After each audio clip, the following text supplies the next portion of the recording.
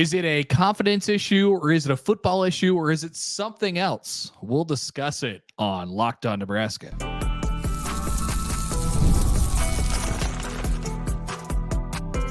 You are Locked On Nebraska, your daily Nebraska Cornhuskers podcast, part of the Locked On Podcast Network, your team every day.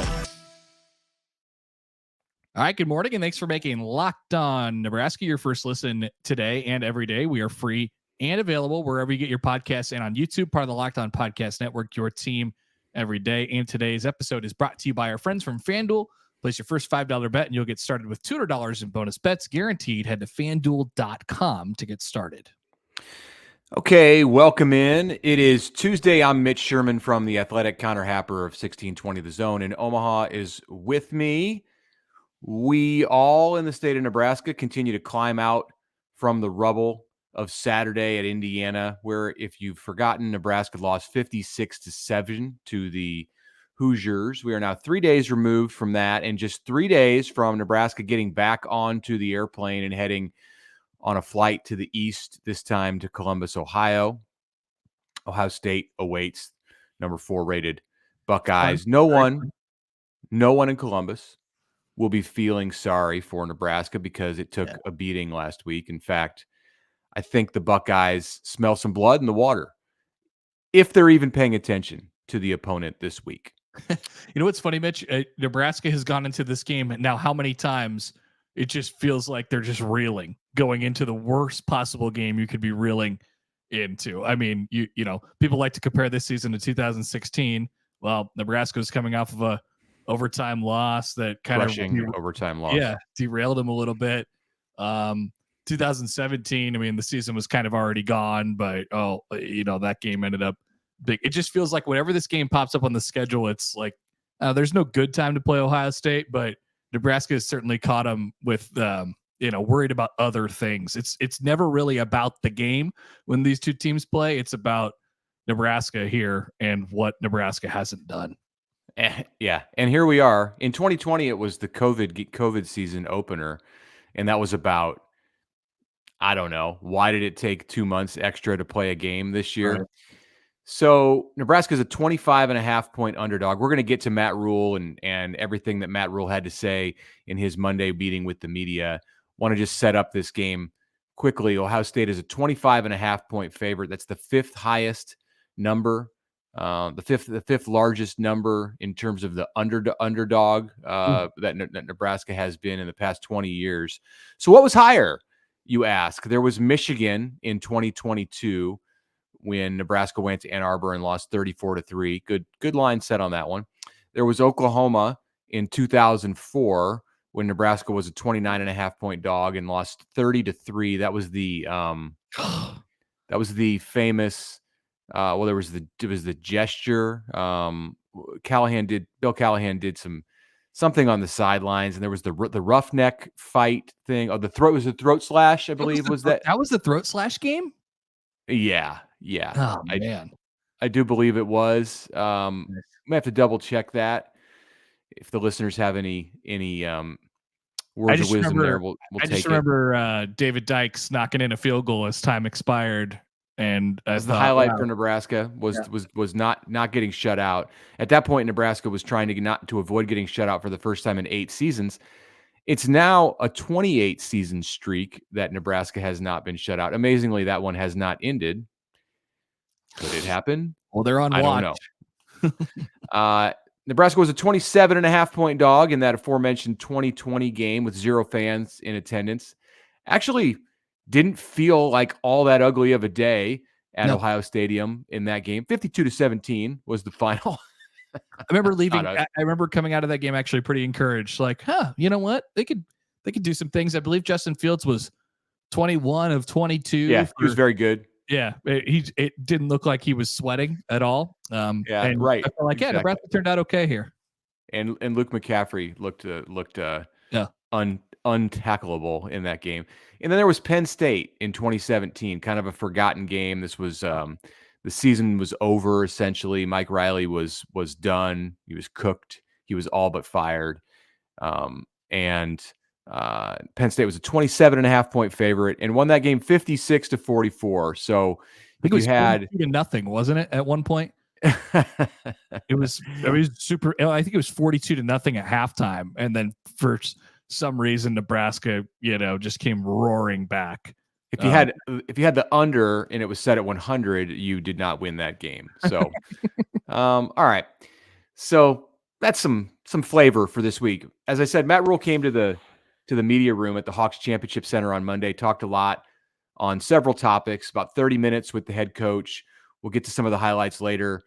First, want to get to this answer that Rhule offered up. He was asked about Nebraska's confidence at this stage, coming off of a big loss, its first big loss of the year, specifically because of what Jamari Butler, the junior defensive end, said on Saturday in Bloomington about how the defense was getting frustrated, getting down on itself, hanging its head after big plays from the Hoosiers.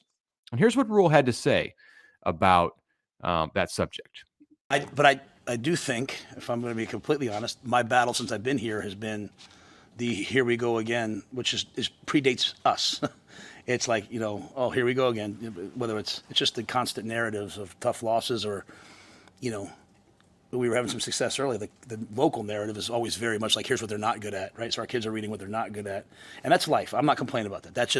It's just, you want to complain in Nebraska, like, you deal with it. So when things go wrong, we naturally, in that game, to me, kind of, in some ways, it looked like sunk back into, like, here we go again. And I'm not saying that I saw that. Okay, I didn't feel that during the game. I was competing to the end, but that's, as I talk to people, that's kind of what they said. I think it always comes down to just football. Like if you're supposed to be in the B gap, then be in the B gap. Like, don't go to the A gap. Like, touchdown hits because you're in the wrong gap. So whether that's confidence or whatever. Man. Ripping off some scabs there. I didn't know that we would be talking about this here in 2024, and here we are, 19 games into the Rhule era. Something he didn't want to talk about after game one. I always go back to that Minnesota game last year, and he was adamant when the question was brought up about the way Nebraska lost that game. No, that's gone. That wasn't us. We're starting new, and I think he's come full circle on that and realized that there are these issues within the program. At this point, you kind of wish it would just not. It would be completely just struck from the record. Yeah, it's going to be hard. I mean, because their way of combating this, and I think they Rhule in particular realized probably about halfway through last year, especially as things went south in the latter half of the season for Nebraska last year, that this is still a thing. You get to this point and then it just crumbles in front of you. And he referenced that today. We've got a bunch of old players who, have gotten to this moment and it fell flat for them like 5 or 6 times, probably more than that.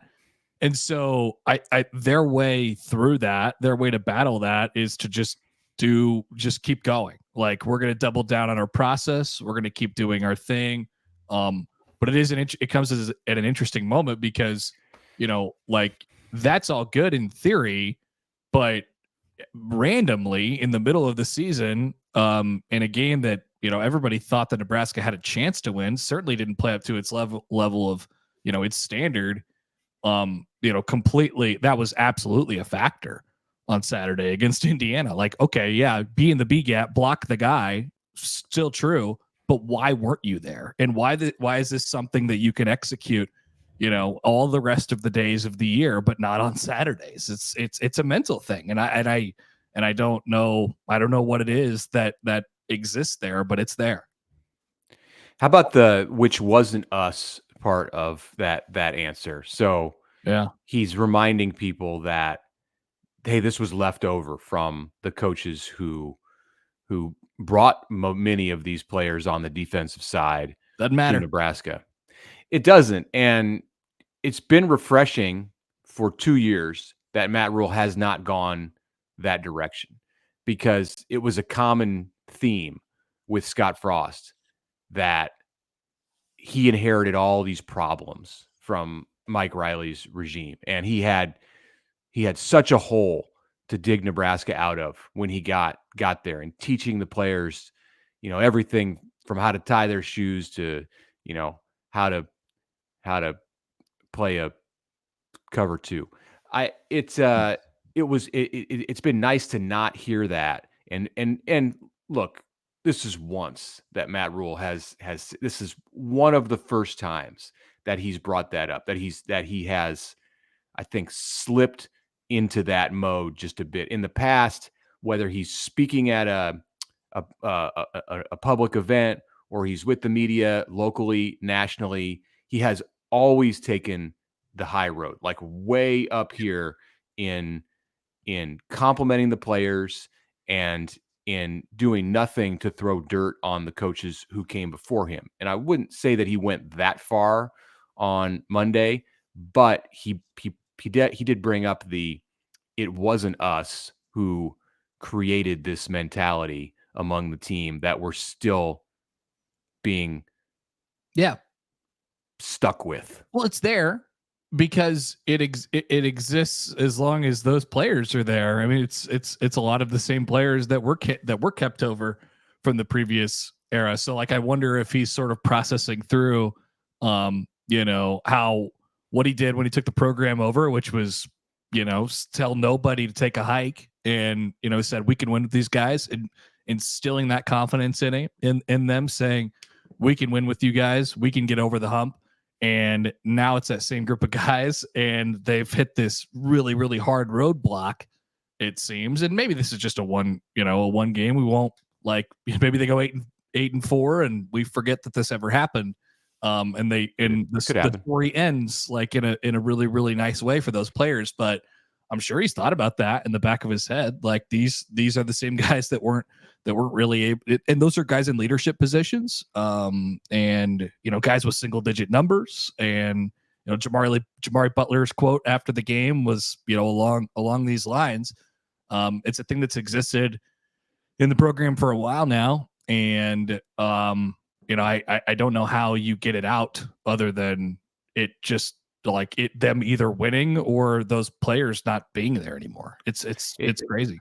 The whole thing, the whole conversation, it just reemphasizes the reality that right now in the big picture of the Matt Rhule coaching time at Nebraska, we're in this dark corner of a room that we haven't spent really any time in over the past 2 years. And this is the first time. This is the first time I think you can look at this and kind of scratch your head in a way where we've just avoided for the past couple of years. So as you said, it could be short-lived, but they got some digging to do to get themselves out of the hole that they have found themselves in. All right, when we come back after the break, we are going to talk more about what Matt Rhule had to say on Monday in his press conference, including some doubling down by the head coach on how he was caught off guard by what happened in Bloomington. That's coming up next. All right, Mitch Sherman here to tell you about Roy, because it's time to highlight our Roy Player of the Week. Roy is a new platform that lets fans make contributions directly to their favorite athletes. You can download the Roy app for iOS or Android, enter the referral code Locked On, and you'll automatically be entered in a sweepstakes to win $5,000 in cash. There's no purchase necessary. It is void where prohibited. This week, as we do every week, we have selected a Roy Player of the Week.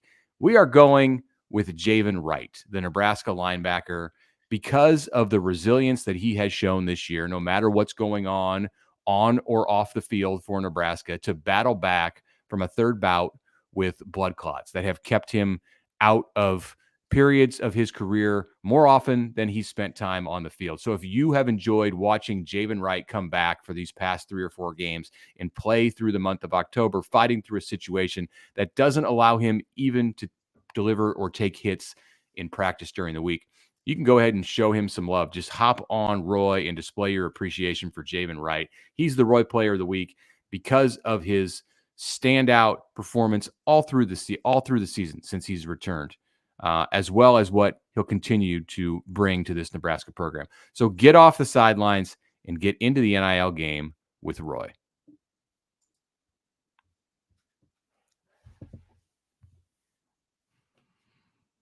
All right, welcome back. Mitch Sherman from The Athletic, Connor Happer from 1620 The Zone in Omaha. Let's let's try and get the mood going here a little bit. I had a long show today, or Monday, 4 hours. I should say. Yeah, a little longer. Okay. And I'm sure that you've been feeling the same maybe as well. It's Felt longer. When Nebraska loses that way, man, it's not fun around here. It really isn't. The way the football team plays, and this is nothing new, has such an impact on the mood around the state. Today, as I was making my way to Memorial Stadium, I got off 180 and turned right down into the Haymarket to go back behind the post office area and PBA, those nice new traffic circles that exist that make it so easy to get back to the athletic facilities. And I came up to a stop sign, and there was a biker. Beautiful day out in late October day in Lincoln, late morning. And I was stopping at the stop sign, but the biker either didn't think that I was going to stop at the stop sign, or he didn't like something I said on this podcast or in print on The Athletic, because, man, did I get a big bird from him. And I just kind of looked at him like, okay, all right, we want to go that way. That's fine. I didn't respond. I held back. But hey, tough times don't last. Tough people do. That's what we're gonna say here on this podcast. So keep taking those birds. We're just gonna double down on our process, Mitch. We're just gonna keep rolling with this thing. Absolutely. I try to soak up some of his disappointment and just take it off of his chest for him. So if anybody knows who that is, I hope he's having a better day than he was about 11 o'clock this morning. All right, back to Matt Rhule. He had another quote that I wanted to play on here, and he went through a variety of different things and sort of unpacked it all at his press conference on Monday. The idea that he the big quote coming out of Saturday's press conference post game was that he didn't see it coming, and I don't think he probably knew how that would land, because that sounds awfully like a familiar refrain around here, and people just get PTSD and they're just like, wow. How could you not see it coming? Yeah. How could you not see it coming? We all saw it coming. Right. So here is Matt Rhule's counter to that. And I think it's pretty fair. When coaches walk in after a game and say, hey, that's on me. But I really felt that way because I know what we're capable of doing, and we didn't do it. We just weren't ready for that moment. We weren't ready for that game. We weren't ready and it felt like that all the way up. Even in pregame, it felt awesome. So to your point, I think there's a challenge sent to the coaches. There's also a challenge sent to the players. These are grown men. You're supposed to block that guy. Block him. Block him. There's a couple of plays. Emmett spins out of one, and if the guy would have blocked the safety on the backside, he'd gone for a touchdown. I just show the guys as a team how much we all affect each other. A missed block on a bubble screen leads to a 4th and 8 pick, which leads to the ball going all the way down to the 20, which leads to a touchdown. Everyone's got to do their job and do it at a high level. So, to me, this happened to us. We allowed it to happen. It stunk. It hurt. We'll find out a lot about ourselves moving forward. We'll find out about the coaches. We'll find out about the players. We'll find out about me. The last thing we're going to do is sit around and be victims. Later on, he talked about what the alternative to not seeing that coming was on Saturday, which was seeing it coming. And he argued that would be a lot worse. And I agree with him. If you saw it coming, that would be worse. Yeah. There's no good way to work around that whole sentiment, whether you saw it coming, whether you didn't see it coming. It came, it happened. It wasn't good.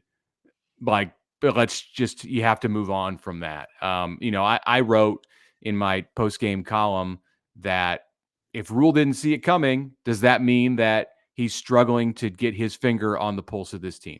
So, I think it's a fair thing to ask, but sure. His point that it's probably better if you expect your team to play well is also a fair point. So there's not really a great way to spin that one. No matter your perspective. It was always going to be a tough day on Monday for the coach, for Saturday after the game and for Monday today. Because we talked. They did have pizza. That's good. We talked about it in our in our Monday show and in sort of in the post game reaction too. Like, I know what the reaction to this is going to be. I know, and I know that people aren't going to want to hear it. I know what the reaction is going to be, and it's that they're going to double down on their process, and they'll just, hey, let's just get better at the football stuff. Let's just block. Let's just tackle. Let's just like do the next thing. And I know how people are going to react to that. You bring up a good point, because what could have been said? What could have been said Saturday after the game or today from the head coach that would have led people to feel satisfied or outside of firing multiple people on the staff? Mm-hmm. Yeah, and that's just not going to happen. Rhule talked today about how he's not one to overreact. He's not one to make big, bold moves. He talked a bit about Marcus Satterfield and what he's got to do in certain situations. Like, there's not a change being made. I shouldn't say that. Like, we don't know what Saturday is going to bring when they get to Columbus. We don't know what kind of reckoning is happening within the program. Rhule is not wearing it on his sleeve if he is considering anything drastic or even minor in the responsibilities that he divvies up to his coaches. I look around the country and see Oklahoma. I see Utah. We saw Purdue after it played Nebraska. Coastal Carolina, Tim Beck, the former Nebraska OC, has fired his offensive coordinator. All of these schools have gotten rid of offensive coordinators because of situations that aren't any worse than what Nebraska's got going on offensively right now. So you could see something, but the luxury that all these coaches really have, the head coaches have, and that Nebraska certainly has, and you're not going to see somebody get thrown out on the street. You're not going to see a coordinator fired in midseason like you might have in a past year. Like when Mickey Joseph came in and got rid of Eric Chenander, Joseph's interim year. In 2024, that's not something you would need to do unless you just didn't want that person around, because you could reassign him. He could still coach on the field. You could bring somebody from the outside or promote someone. I think we could see some shuffling of responsibilities at some point for Nebraska this season on the offensive side, but I don't know that we're to that point yet. I wouldn't put it outside of the realm of possibility either. I think that we've seen an increased, really since the beginning of the season, an increased sense of urgency from Matt Rhule. They know that they need to win now. They know who their quarterback is, and I think they have eyes. Like, they can see that guy, that quarterback, Raiola, regressing. I mean, they can see that too, so they can't let that go too far. At the same time, I believe he's a little banged up right now, and I think they could just kind of go back to the well and say, all right, we got to do this better, and we got to find out ways to do this, and this. So yeah, I mean, it's Nebraska's 5-2. There's no need to blow the whole process up quite yet. That was bad. That was earth shattering. But yeah, I know people always just want to see things move and fired right away. Yeah. All right, more from Matt Rhule at his Monday press conference when we come back after the break. All right, it's Apper here with the FanDuel Sportsbook. NFL fans, you can start the season with a big return on FanDuel, America's #1 sportsbook. So when you get that hunch in the middle of a game, you can check out the latest stats, view live play-by-play, and so much more right on the same page where you place your bets. I did so this past weekend, whether it be the NFL or a hunch or two in college football as well. FanDuel has got you covered. Major League Baseball, the World Series going on as well, starting up this weekend. You're going to want to get on this action. Here's how you get started. $200 in bonus bets guaranteed when you place your first $5 bet. There's no shortage of things to wager on at this moment. You're going to want those $200 in bonus bets to use for the stretch run of the football season here. Once again, that's FanDuel.com. That is with our friends from FanDuel, America's #1 sportsbook.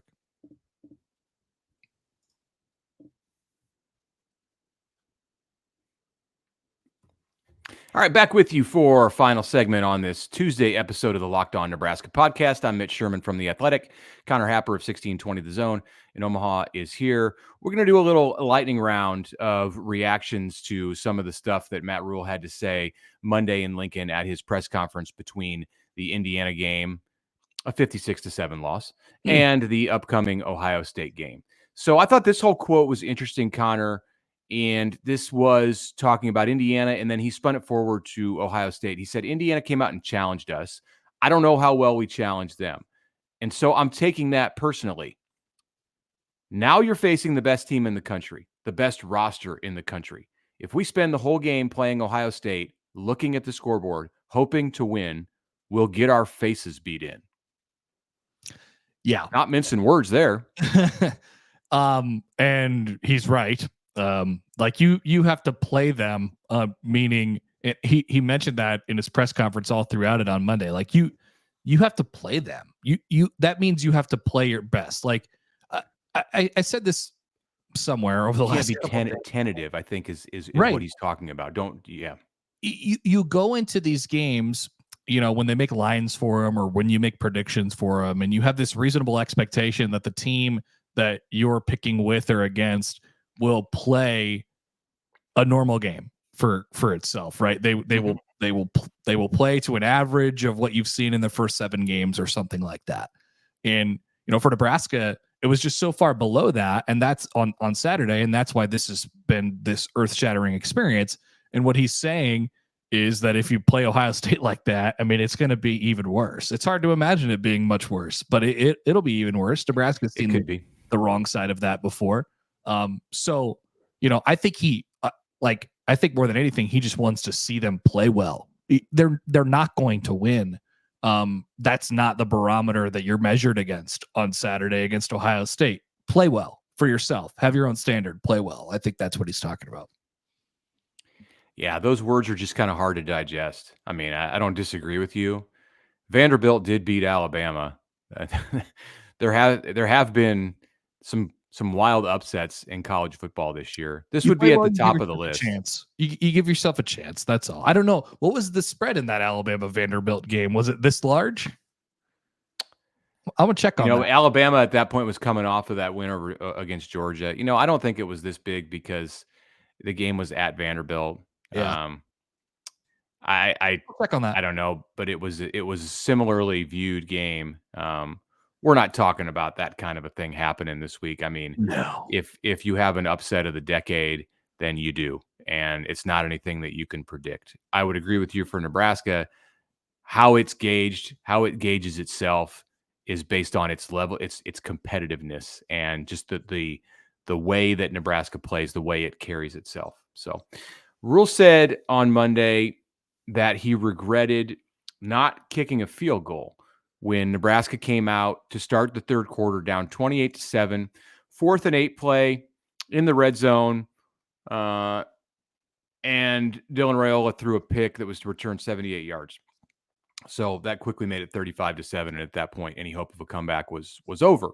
You kick a field goal, you kind of keep pushing the ball down the line, hoping that breakthrough is going to come at a later point, I think is the thought there. You had done nothing to stop Indiana with your defense in the first half. I think I would tend to agree with him.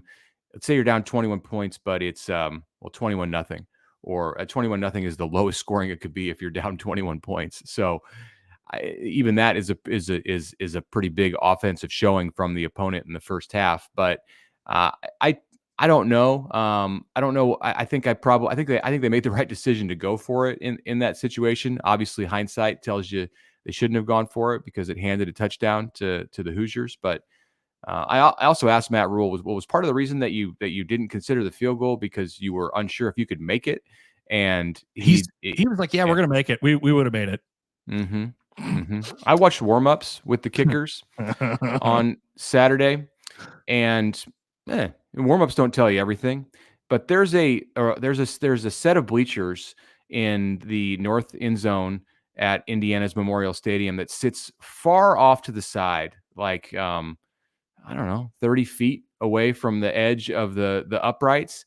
And one of the kicks was a line drive right into those bleachers from about 47, 48 yards out. Now, John Holm made some kicks and he missed some kicks, but the inconsistency even in warmups is what strikes me. And I don't think that Matt Rhule can know if they're going to make a field goal. No. Because you don't know what the hold's going to be like. You don't know what the snap's going to be like. You don't know what the kick's going to be like. If you kick it and it gets blocked or you shank it from 24 yards or whatever it would have been there, then the second guessing really, and he doesn't worry about the second guessing, but that second guessing of yourself really comes out.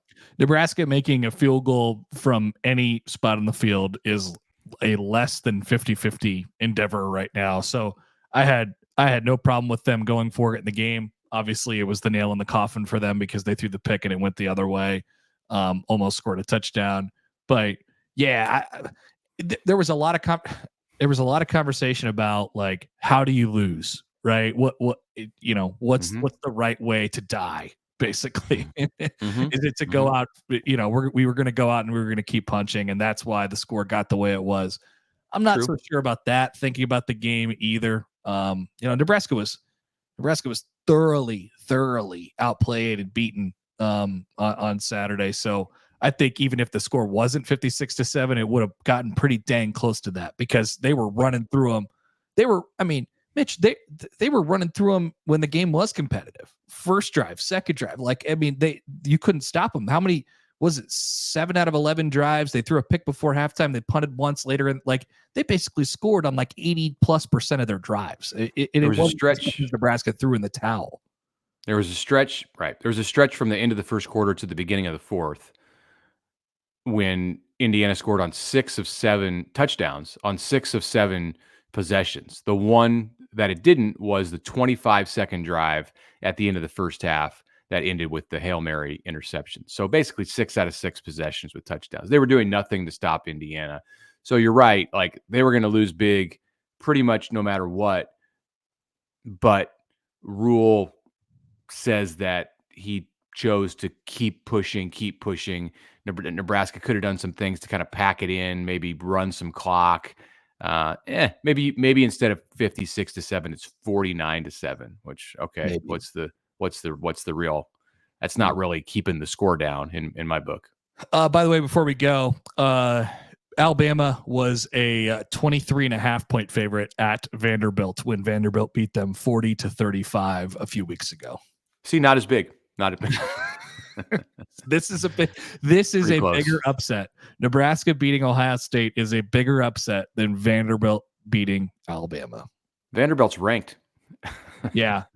Maybe it seems a little bit easier to digest now, but boy, it seemed pretty unfathomable 3 weeks ago. Maybe should we pick the Vanderbilt Texas game this Thursday in our picks? Yeah, I'll make a mental note to put it on there. Last thing before we go, just want to touch on this topic, and I wonder why it's so bad. Nebraska's perimeter blocking continues to stink. Rhule's tired of hearing about it. He's tired of talking about it. He's tired of having to address it. You could really tell in his words when it came up on Monday that it's a frustrating point for him, and he feels like this part of Nebraska's game is costing it opportunities to break plays in the run game. What? It's another one of those detail things where you put you plug the hole in the dam and it pops open somewhere else. Like if the special teams are okay or the penalties or the turnovers. Now we're adding perimeter blocking to this. Like what? Yeah. What's going on? Like why would the perimeter blocking be so bad? Like do they have athletes at the wide receiver spots? Here's the thing. Unfortunately, this has now become. We talked about this way at the beginning of the year when Rhule, did that whole thing where he was talking about how the wide receivers need to catch up to Dylan. That has to do with the perimeter blocking and the wide receivers getting separation and stuff like that.